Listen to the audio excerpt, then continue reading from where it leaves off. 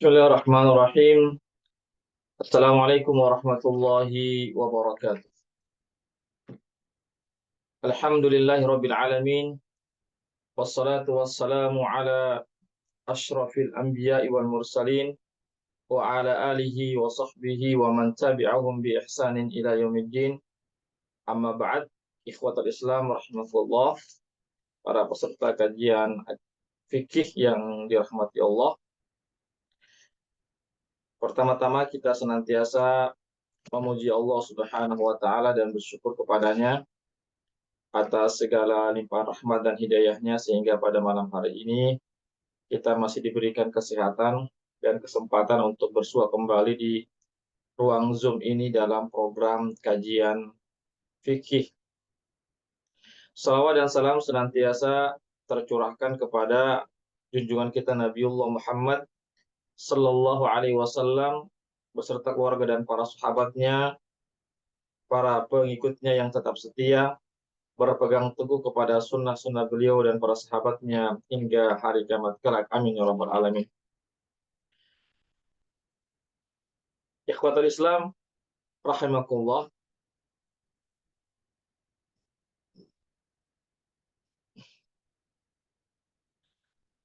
Ya,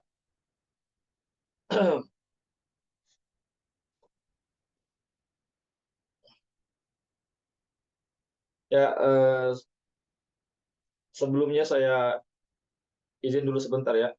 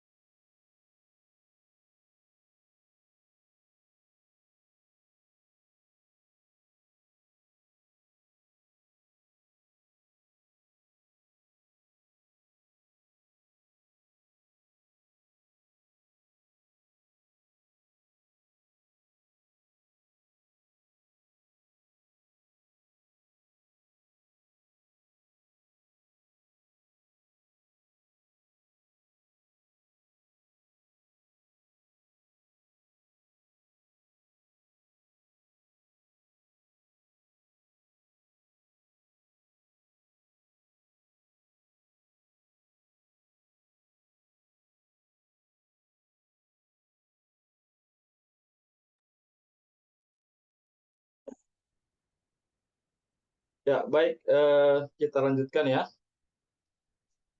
Insya Allah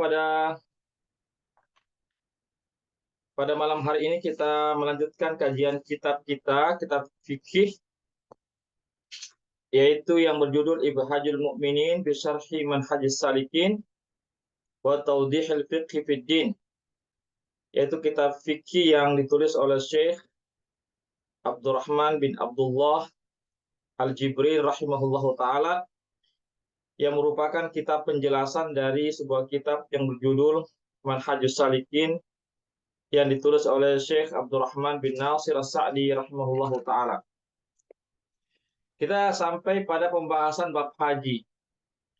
Pada pertemuan yang lalu kami sudah membahas menjelaskan tentang muqaddimah atau tentang landasan wajibnya pelaksanaan ibadah haji, begitu juga syarat-syarat wajibnya pelaksanaan haji dan yang berkaitan dengannya.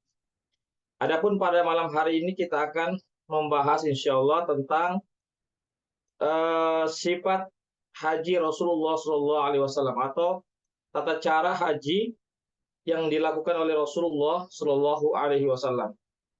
Ya, sebagaimana yang disebutkan dalam kitab ini, bahwasanya sifat atau tata cara haji yang dilakukan oleh Rasulullah SAW itu itu terdapat dalam hadis Jabir.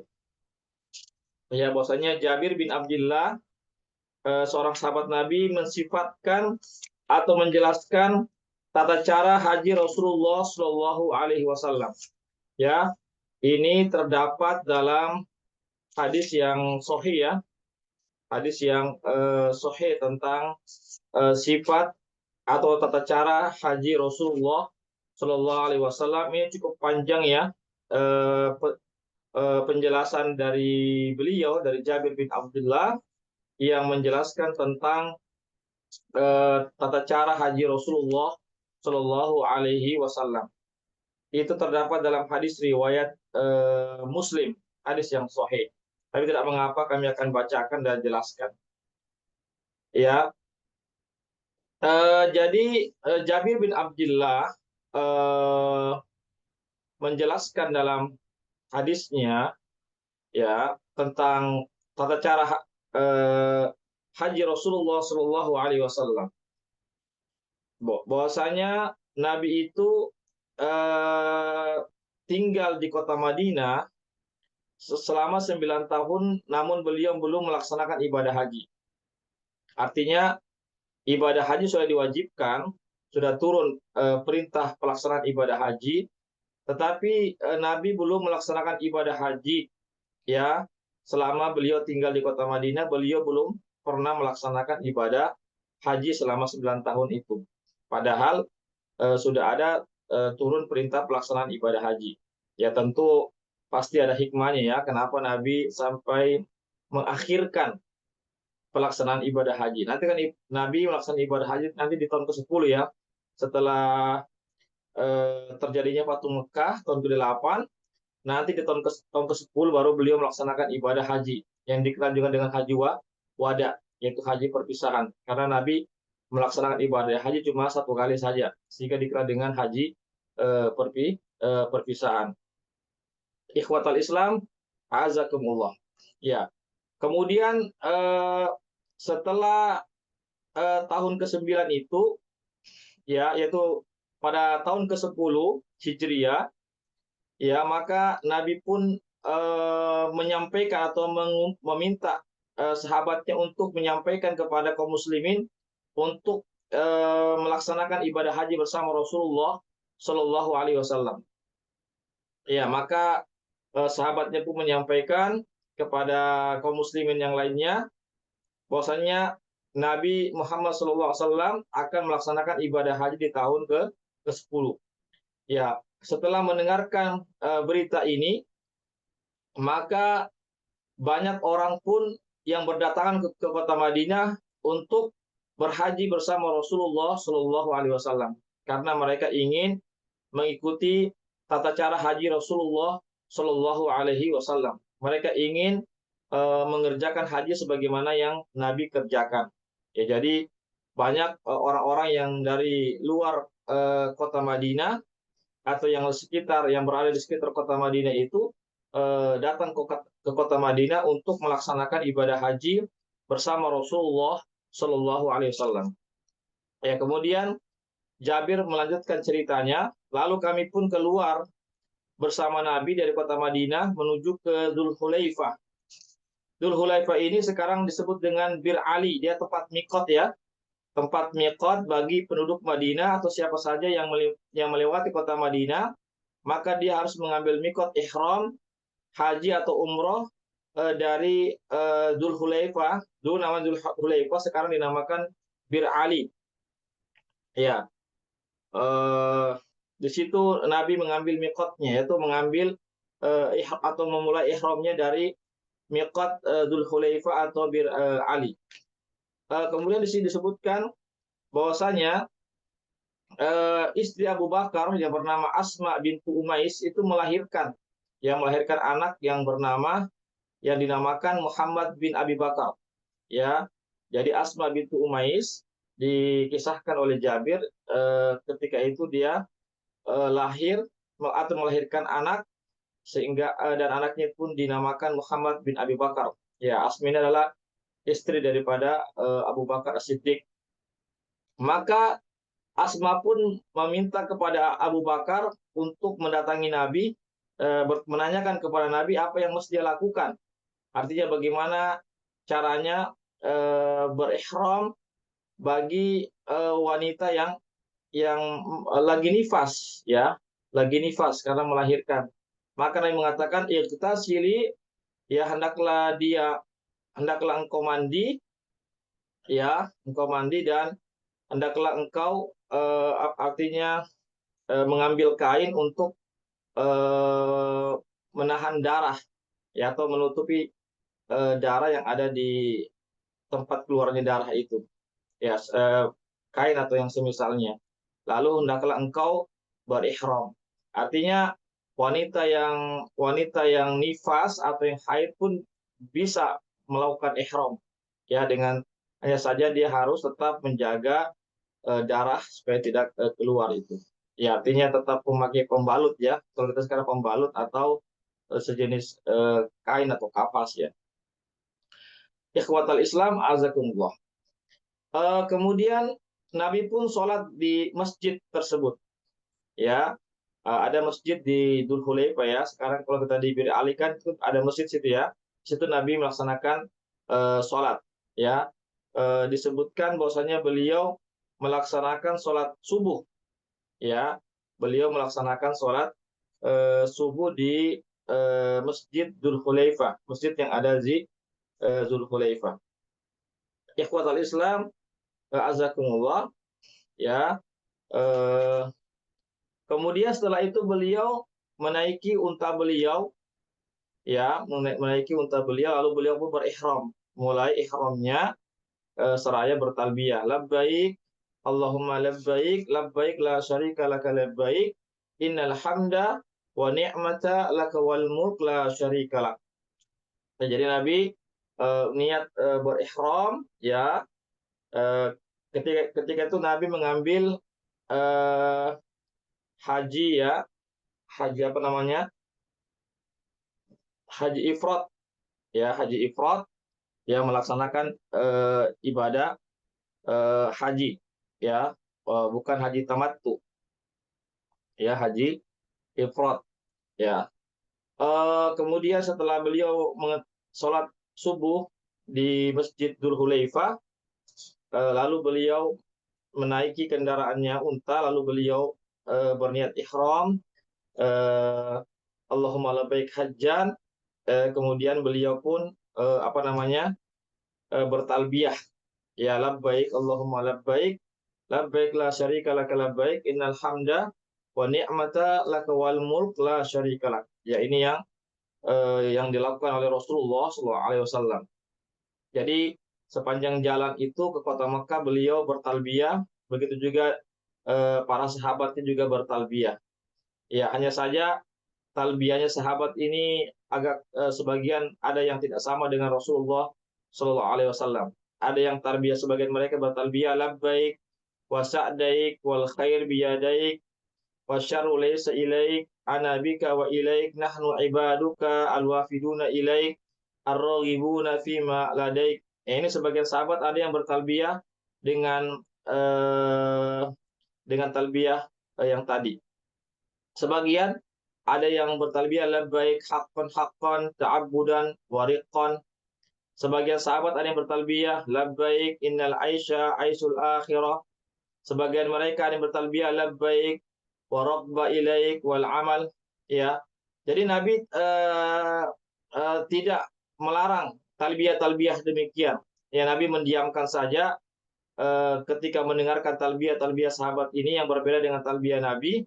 Ini menunjukkan bahwasanya talbiyah tersebut diperbolehkan, ya, karena intinya sama, yaitu apa, seraya mengatakan kami menyambut seruanmu ya Allah. Itu bunyi daripada talbiyah secara umum. Intinya Nabi tidak melarang talbiyah yang lain yang diucapkan oleh para sahabat Rasulullah Shallallahu Alaihi Wasallam. Kemudian Jabir mengatakan, kami berniat ketika itu hanya berniat melaksanakan ibadah haji saja, ihram untuk melaksanakan ibadah haji. Kami tidak mengenal namanya umroh. Artinya mereka melaksanakan umroh itu bukan di bulan haji. Mereka melaksanakan umroh itu di bulan atau di luar bulan-bulan haji. Sehingga mereka tuh semua sahabat berniatnya, termasuk Nabi itu berniatnya adalah untuk melaksanakan ibadah haji saja, bukan ikut di dalamnya ibadah umroh, ya. Tidak dilaksanakan ibadah umroh di bulan haji tersebut, ya. Kemudian ketika itu, ya, tapi ini ada hadis yang lain, ya, ada hadis yang lain bahwasanya dari Abdullah bin Umar dan Aisyah, Nabi pernah memberikan pilihan kepada mereka, man sya'an yuhrim bihajjin falyuhrim, barang siapa yang ingin berihram haji, niat haji, maka hendaklah dia melaksanakan ihram haji. Wa man sya'an yuhrim bi umrah falyaf'al, barang siapa yang ingin melaksanakan umroh dulu baru melaksanakan ibadah haji di tahun haji, maka silakan. Wa man sya'an yuhrim bi hajjin wa umrah falyaf'al, barang siapa, kata Nabi, yang ingin menggabungkan antara haji dan umrah dalam satu perbuatan, maka hendaklah dia melakukannya.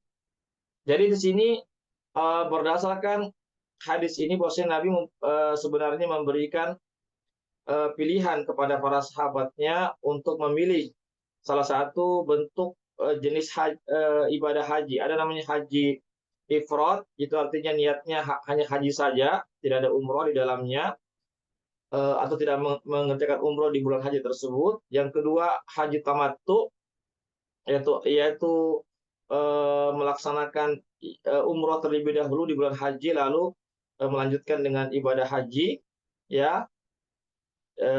Kemudian haji qiran. Qiran inilah mengumpulkan, menyatukan niat, ya, menyatukan niat haji dan umroh dalam satu perbuatan itu, ya. Jadi ketiga-tiganya ini diperbolehkan, tinggal kaum muslimin saja yang Nabi memberikan pilihan kepada para sahabatnya. Baiklah, hatta idza ataina al-baita ma'ahu istalama rukna. Ketika Nabi sampai ke Ka'bah, maka beliau pun memegang, ya, menyentuh Hajar Aswad. Ya, beliau menyentuh Hajar Aswad. Setelah itu beliau memulai tawafnya dari Hajar Aswad. Jadi beliau memulai tawafnya sebanyak 7 kali itu dari Hajar Aswad.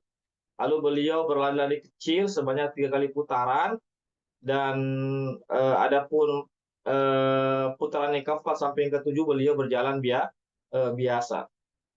Kemudian setelah itu, setelah selesai tawaf 7 kali, maka Nabi pun melaksanakan sholat sunnah 2 rakaat di belakang makom Ibrahim.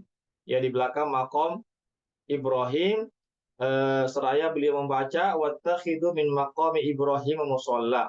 Hendaklah kalian menjadikan, kata Allah dalam surah Al-Baqarah ini, hendaklah kalian menjadikan makom Ibrahim itu sebagai tempat musalla. Jadi makam Ibrahim ini bukan kuburan, ya. Ya, disebut makam tapi bukan kuburan. Dia adalah tempat telapak kaki Nabi Ibrahim ketika membangun Ka'bah. Itu telapak kakinya, ya. Lalu itu telapak kakinya sekarang kan ditutupi, ya, dengan satu bangunan kecil itu yang kita lihat di depan Ka'bah, itu bagian timur Ka'bah.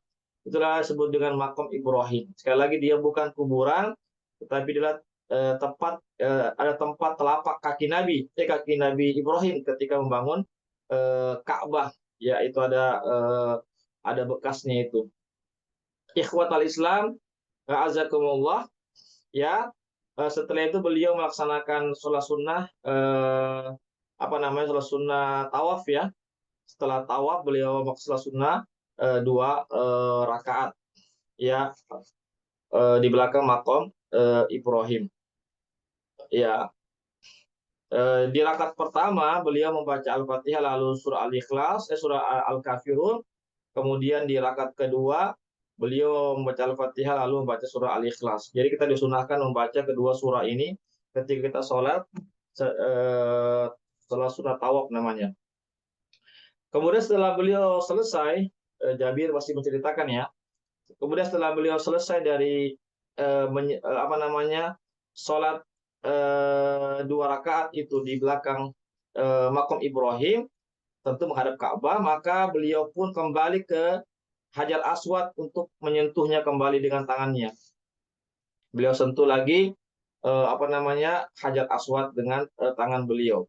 Setelah itu beliau pun pergi menuju ke Bukit Sofa. Ya, setelah itu beliau pergi menuju Bukit Sofa.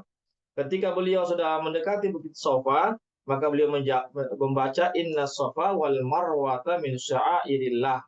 Sesungguhnya Sofa dan Marwah itu termasuk dalam syiar-syiar Allah Subhanahu wa taala. Lalu beliau pun menaiki Bukit Sofa, ya, sampai beliau pun dapat melihat Ka'bah. Lalu beliau menghadap kiblat, lalu beliau pun bertakbir, mengucapkan la ilaha illallah Allahu akbar, lalu beliau membaca la ilaha illallah wahdahu la syarikalah, lahul mulku wa lahul hamdu wa huwa ala kulli syai'in qadir. La ilaha illallah wahdahu anjaza wa'dah wa nasara 'abda wa hazamal ahzaba wahda. Ya, kemudian beliau pun berdoa setelah membaca zikir tersebut. Beliau baca zikir tersebut sebanyak 3 kali. Kemudian setelah itu beliau pun turun dari Bukit Sofa dan berjalan menuju Bukit Marwah. Ya, ketika beliau sampai di mana namanya di lembah di tengah lembah antara Bukit Sofa dan Marwah, maka beliau pun berlari kencang, kencang. Kalau sekarang ini ada tanda hijau ya, antara Bukit Sofa dan Marwah itu ada lampu hijau itulah kita disunahkan untuk berlari kencang. Ini hanya bagi laki-laki ya, kalau perempuan tidak disunahkan. Ya, kemudian apabila beliau sudah meninggalkan lembah itu, maka beliau berjalan biasa saja sampai menuju ke Bukit Marwah. Di Bukit Marwah beliau melakukan hal yang sama sebagaimana beliau lakukan di Bukit Sofa, yaitu beliau menghadap kiblat, lalu membaca baca zikir tadi itu, lalu berdoa kepada Allah Subhanahu wa taala. Ikhwatal Islam, azakumullah. Ya.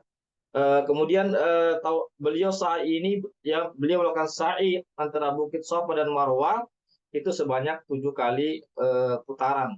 Ya, dan berakhir nanti di Marwah. Ya, dari Sofa ke Marwah itu 1 kali, kemudian Marwah ke Sofa dihitung lagi 1 kali, berarti 2 kali putaran. Dan berakhirnya putaran ke-7 itu berakhir di Bukit Marwah. Ikhwatal Islam, azakumullah. Ya, kemudian beliau mengatakan, ya, barang siapa yang tidak membawa hewan hewan haji untuk disembelih, maka hendaklah dia merubah niatnya untuk melaksanakan umroh terlebih dahulu baru melaksanakan ibadah haji. Inilah yang disebut dengan haji tamattu. Haji tamattu itu kita melaksanakan umroh dulu ya di musim haji itu. Setelah itu kita tahallul. Setelah tahallul kita menunggu masuknya hari tarwiyah untuk persiapan menuju ke Mina lalu menuju ke Arafah. Ini dinamakan dengan haji tamattu. Kita laksanakan umroh dulu baru melaksanakan haji. Ikhwatal Islam, azakumullah. Intinya adalah Nabi memberikan 3 pilihan. Ya, yang mau haji ifrad silakan haji saja tanpa melaksanakan umroh di bulan haji tersebut, atau melaksanakan haji tamattu, melaksanakan umroh dulu di bulan haji lalu dilanjutkan dengan haji, atau menggabungkan niatnya antara haji dan umroh dengan melakukan 1 kali perbuatan dengan niat 2, ya, haji dan umroh.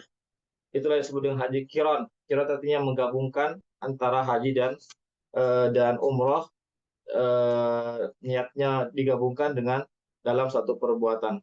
Ikhwatal Islam, azakumullah. Ya, itu ya terkait tentang tata cara haji Rasulullah SAW sebagaimana yang dikisahkan oleh Jabir bin Abdillah. Ya, ikhwatal Islam, azakumullah. Ya, jadi sekali lagi, jadi banyak sahabat yang ketika itu tidak membawa binatang ternak ya atau unta ya untuk disembelih. Ya, bagi jamaah haji banyak sahabat yang tidak membawa binatang ternaknya itu, ya untanya itu, maka mereka mengubah niatnya dari haji ifrad saja menjadi haji tamattu. Adapun Nabi dan beberapa sahabat yang lainnya, sebagian kecil sahabat lainnya, karena mereka membawa apa namanya sudah membawa binatang ternak, yaitu sapi, unta untuk disembelih, maka mereka tetap eh, berniat melaksanakan haji ifrad saja tanpa disertai dengan setelahnya ada yaitu umroh. Ya, ikhwatal Islam, azakumullah. Jadi setelah mereka para sahabat bertahallul dari umroh, ya, adapun Nabi belum bertahallul ya karena beliau melaksanakan haji ifrad, tahallulnya nanti setelah beliau melontar Jumratul Aqabah baru beliau tahallul. Maka mereka pun menunggu hari tarwiyah, ya, menunggu hari tarwih. Tarwiyah itu tanggal ke-8 Dzulhijjah ya. Tanggal 8 Dzulhijjah untuk menuju ke Mina. Jadi di tanggal 8 itu Nabi dan para sahabatnya berada di Mina ya, berada di Mina. Jadi yang melaksanakan ibadah haji, memilih ibadah haji tamattu itu, maka mereka memulai lagi niat haji Allah baik Allahumma hajjan itu di tanggal 8 ya, karena jamaah haji tamattu itu kan dia sudah bertahallul dari umroh, maka ketika itu dia memakai lagi baju ihramnya ya, memakai lagi baju ihramnya yang tentunya yang bagi laki-laki ya, yang tadinya sudah tahallul tadi, maka dia memakai kembali baju ihramnya lalu berniat untuk melaksanakan ibadah haji ya. Dan tanggal 8 Dzulhijjah itu sebelum hari Tarwiyah, yaitu bersiap-siap untuk menuju Mina.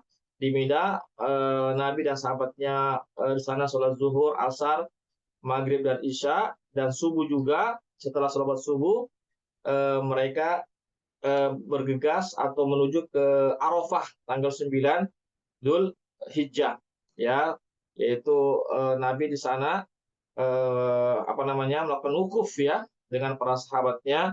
Wukuf sebelum beliau wukuf ya, wukuf itu kan setelah sholat zuhur ya.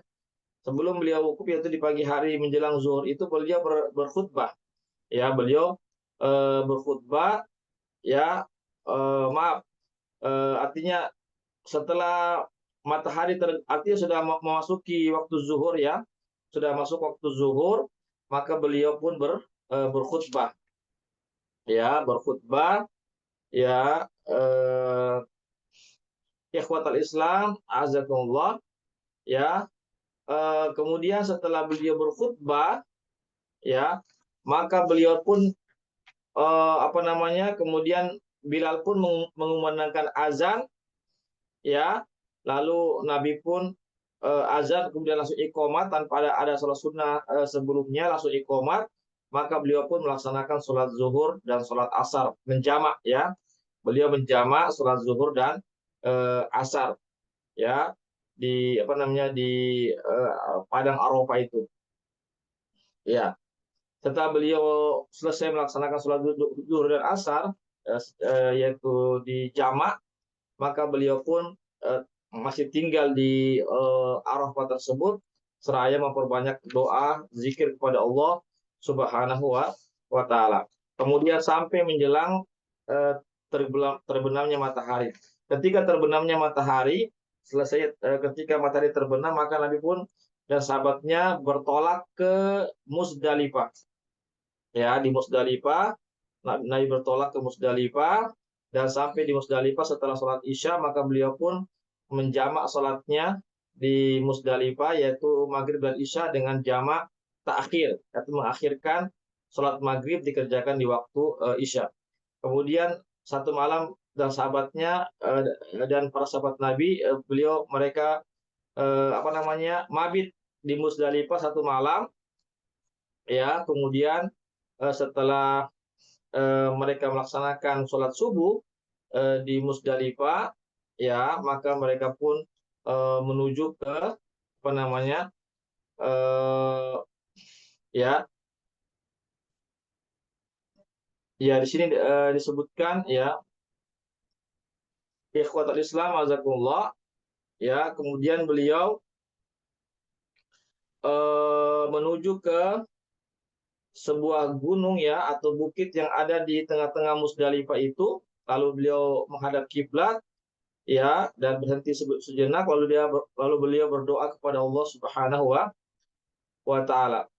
Ya, beliau bertakbir dan bertahlil ya, artinya berzikir ya dan berdoa kepada Allah Subhanahu wa taala. Ya, ikhwatul Islam azakumullah. Setelah itu ya beliau pun meninggalkan Musdalifah sebelum terbit matahari. Beliau meninggalkan Musdalifah menuju ke Mina. Ya, di Mina itulah beliau melontar namanya Jumratul Aqobah. Jumratul Aqobah beliau melontar 7 batu kecil ya, batu kerikil kecil itu sebanyak 7 kali ya, seraya setiap satu batu yang dilemparkan beliau bertakbir Allahu Akbar. Itu sebanyak 7 kali beliau melempar jumrah, namanya Jumratul Aqobah. Setelah beliau melontar Jumratul Aqobah sebanyak 7 batu yang beliau lontarkan, lalu beliau pun pergi ke tempat penyembelihan hewan. Di sanalah ya hewan bagi yang melaksanakan ibadah haji ya. Jadi beliau menyembelih hewan yang disembeli, beliau sendiri yang menyembeli kurang lebih 63 unta ya, sendirian beliau menyembeli itu. Sedangkan Ali itu membawa sekurang lebih 30-an ya, 30-an unta. Ali sendiri juga yang menyembeli unta tersebut. Lalu dari unta itu ya, setiap unta itu ada bagian yang diambil lalu dimasak ya. Eh, Dimasak itu bagian-bagian setiap unta itu, di bagian potongan-potongannya, dagingnya diambil lalu dimasak. Lalu beliau pun makan. Begitu juga dengan para sahabat yang lainnya. Ikhwatul Islam, azakumullah ya. Kemudian ikhwatul Islam azakumullah ya, kemudian setelah itu beliau pun menuju, setelah apa namanya, setelah menyembelih hewan, maka beliau pun menuju ke Ka'bah atau ke Mekah ya, ke Mekah untuk melaksanakan tawaf ifadah ya, melaksanakan tawaf ifadah. Beliau melaksanakan apa namanya, eh, tawaf ifadah itu sebanyak 7 kali ya, sebanyak 7 kali ya. Lalu beliau pun melaksanakan sholat zuhur di kota Mekah ya. Setelah itu beliau pun setelah melaksanakan sholat zuhur, maka beliau pun meminum air Zam-Zam ya. Dan beliau mengatakan dalam hadisnya ya, khudu anni manasikakum ya. Setelah beliau melakukan semua manasik-manasik haji itu ya, dari awal sampai terakhir sampai tahallul, maka beliau mengatakan kepada sahabatnya, khudu anni manasikakum ya, hendaklah kalian mengambil dari aku tata cara ibadah haji ya. Ikhwatul Islam azakullah, demikianlah terkait tentang tata cara haji Rasulullah Shallallahu Alaihi Wasallam. Ini hadisnya disebutkan dalam hadis riwayat Muslim ya, tentang tata cara haji Rasulullah Shallallahu Alaihi Wasallam ya, yang yang mana ya, yang mana diceritakan oleh sahabat beliau bernama Jabir bin Abdullah radhiyallahu anhu, semoga Allah meridhoi beliau. Demikianlah barangkali terkait tentang apa namanya, sifat atau tata cara haji Rasulullah Shallallahu Alaihi Wasallam, berdasarkan hadis yang disampaikan oleh Jabir bin Abdullah yang diriwayatkan oleh Imam Muslim. Ya, sebelum saya akhiri, ada yang mau bertanya tentang masalah haji, tata caranya? Ya, silakan.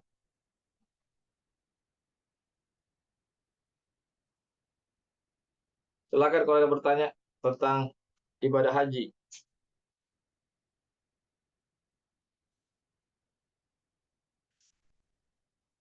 Baiklah, kalau tidak ada pertanyaan tentang tata cara ibadah haji, kami cukupkan sampai di sini.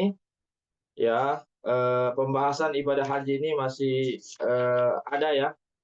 Barangkali kemungkinan masih 2 atau 3 kali pertemuan lagi baru selesai.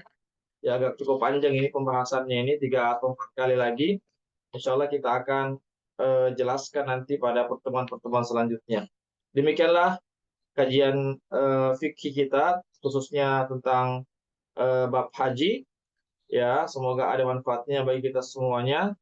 Yang benar datangnya dari Allah saja, yang khilaf, yang salah, kekurangannya dari kami pribadi dan kekurangan ilmu kami. Kami mohon ampun kepada Allah dan kami mohon maaf kepada para peserta kajian. Kami ucapkan jazakumullah khairan katsira yang sudah hadir pada kegiatan kajian fikih pada malam hari ini. Semoga Allah memberikan balasan yang terbaik bagi kita. Begitu juga kepada donatur yang sudah berpartisipasi terlaksananya kegiatan kali ini. Semoga Allah memberikan pahala yang besar bagi kita semua. Demikianlah kami undur diri. Insya Allah kajian hadis besok ya. Kita akan mulai kalau bisa sekitar jam 6:30 ya. Kita mulai kajian hadis kita insya Allah. Demikianlah apa yang bisa kami sampaikan. Ini ada rekamannya. Tolong silakan di-share rekamannya ya kepada siapa yang kita inginkan untuk share. Demikianlah apa yang bisa kami sampaikan. Mohon maaf sekali lagi atas segala kekurangannya. Kami undur diri dengan membaca doa penutup majelis. Subhanakallahumma bihamdik. Asyhadu an la ilaha illa anta astaghfiruka wa atubu ilaik. Wassalamualaikum warahmatullahi wabarakatuh.